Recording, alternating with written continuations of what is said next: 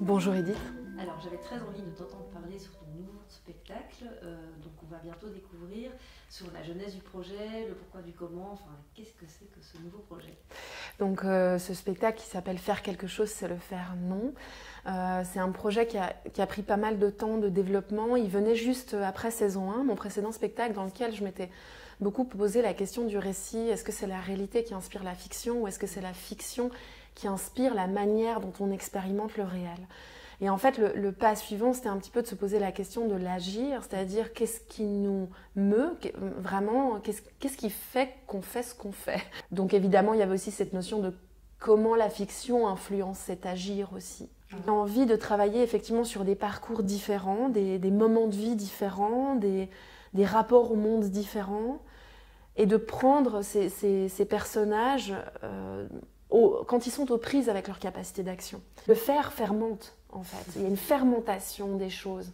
Et je pense que une chose dont j'ai beaucoup parlé, c'est la catalyse. C'est comment, en fait, tout à coup, il y a un élément qui vient accélérer un processus moléculaire. Cette catalyse ou cette fermentation, c'est souvent pas quelque chose de visible pendant longtemps. C'est souvent quelque chose qui est en marge, qu'on regarde pas trop. Et tout à coup, finalement, quand on le voit, c'est déjà...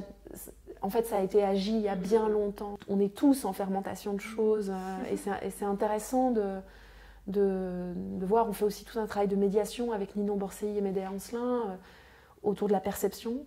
Le fait que percevoir, c'est déjà agir.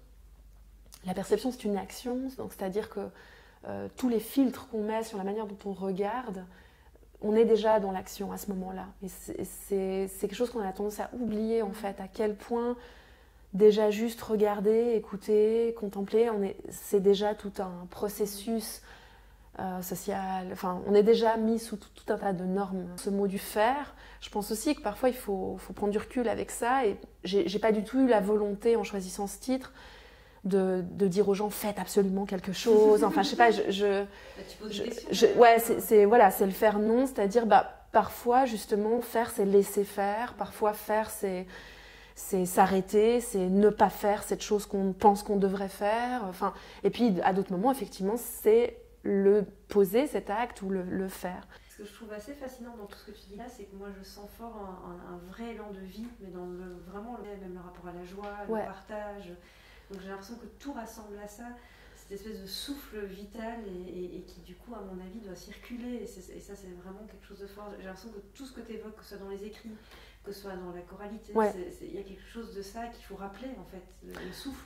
Oui, mais parce qu'en fait, juste après avoir perdu mon frère, ce que je dis dans la pièce, donc c'est pas un secret, en fait, j'ai eu un enfant. Mais 2 mois après. Mon frère est mort quand j'étais enceinte de 7 mois. Et du coup, tout à coup, d'avoir la vie qui arrivait au milieu de ça, c'était extrêmement troublant. Enfin, et j'en parle dans la pièce. C'est vraiment nommé comme tel. Parce que c'était extrêmement étrange, mais voilà, et c'est ça qui est assez magique avec la vie. Enfin, tout ce qui est du vivant est à la fois complètement instable et à la fois complètement en construction et en invention. Enfin, l'invention du vivant, et c'est pour ça aussi qu'il y a une plante qui parle, qu'on a un personnage qui est un peu végétalisé comme ça, on ne sait pas trop. C'est qu'il y a toujours un possible de l'invention. C'est toujours important aussi de garder en tête qu'il y a beaucoup de choses qu'on ne sait pas. Et que... Il faut rester curieux, ouvert.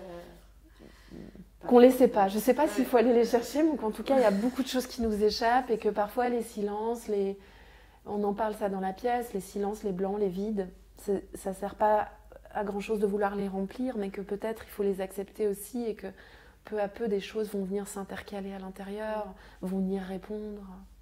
J'ai l'impression.